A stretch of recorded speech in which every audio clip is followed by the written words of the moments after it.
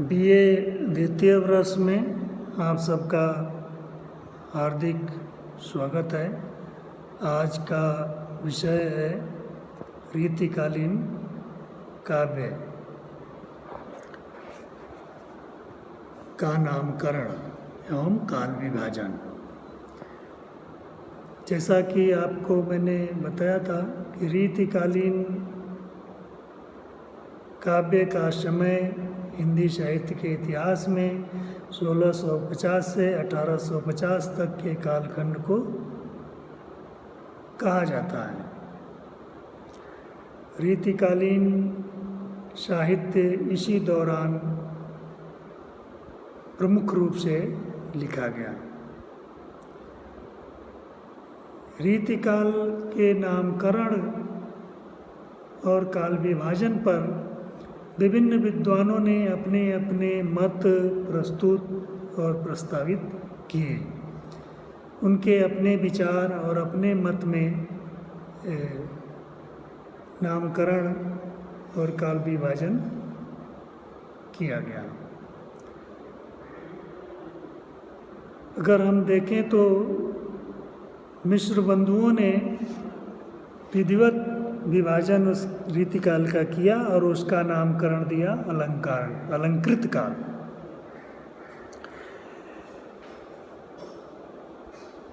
इसके पीछे उनका तर्क था कि इस कालखंड में जो साहित्य लिखा गया वो अलंकारों की प्रधानता उसमें थी। यह नामकरण उन्होंने अपने मिश्र बंधु विनोद नामक पुस्तक में किया है,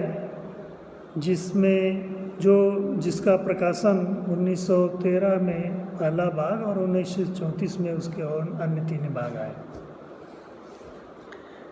मिश्र बंधु से तात्पर्य यहाँ यह है 3 सहोदर भाइयों, जिसमें गणेश बिहारी मिश्र, सुखदेव बिहारी मिश्र और कृष्ण बिहारी मिश्र थे। इन्होंने मिलकर के साहित्य की खोज, संपादन और मूल्यांकन किया। तो इनके द्वारा जो दिया गया नाम है अलंकृत काल, उसे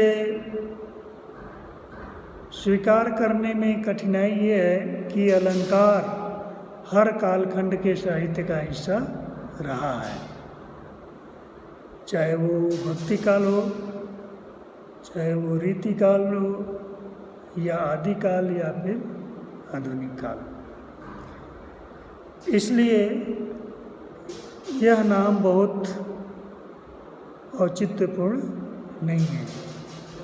कालांतर में आचार्य रामचंद्र शुक्ल ने हिंदी साहित्य का इतिहास 1929 में रीतिकाल का नामकरण रीतिकाल के नाम से ही किया, जिसमें उनका मानना था कि रीतिकालीन जो साहित्य है उसमें एक रीति, परंपरा और प्रणाली पर चलते हुए इस कालखंड के कवियों ने रचनाएं प्रस्तुत की और उन्होंने रीतिकाल नाम उसका दिया।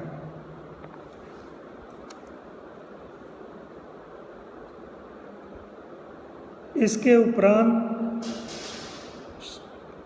डॉक्टर श्याम सुंदर दास तथा आचार्य विश्वनाथ प्रसाद मिश्र ने इस कालखंड को श्रृंगार काल नाम दिया और उसके पीछे उन्होंने तर्क दिया कि इस कालखंड में जो रचनाएं लिखी हैं उसमें श्रृंगार की प्रधानता है, लेकिन यह नाम भी उसी तरह से अनुपयुक्त है जैसे मिश्र बंधुओं द्वारा दिया गया अलंकृत काल, क्योंकि श्रृंगार भी साहित्य का अंग है और हर कालखंड के साहित्य में श्रृंगार का समावेश है, चाहे वो आदिकाल हो, भक्ति काल हो, रीतिकाल हो या आधुनिक काल हो। तो हर कालखंड में हम श्रृंगार को साहित्य में मौजूद पाते हैं। इसलिए श्रृंगार काल कहना भी बहुत औचित्यपूर्ण नहीं है। और दूसरी बात यह है कि रीतिकाल में नीति उपदेश और वीर रस की रचनाएं भी लिखी गई, तो ऐसे में इनकी उपेक्षा भी हो जाती है।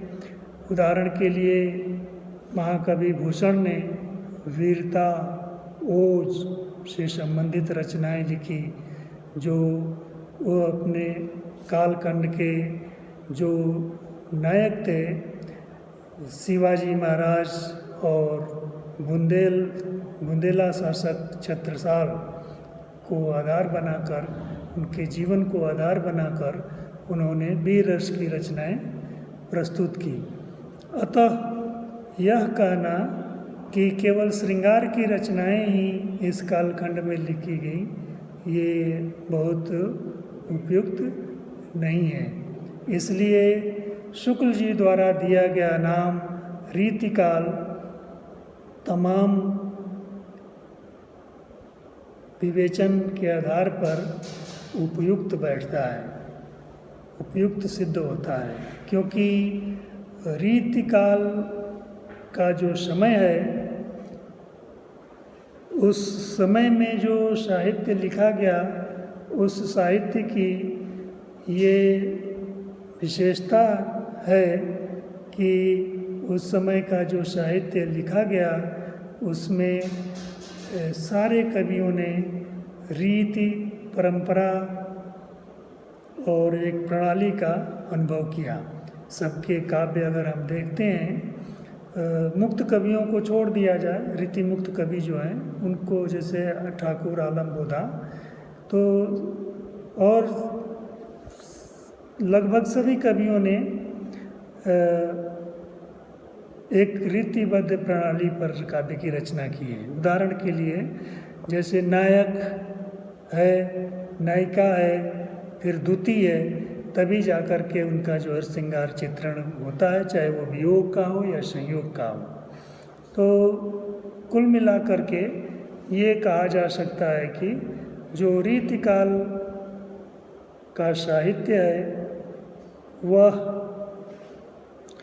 एक रीति परंपरा बद्ध प्रणाली पर लिखा गया है, इसलिए उसको रीति काल या रीति काव्य कहना सबसे उपयुक्त है।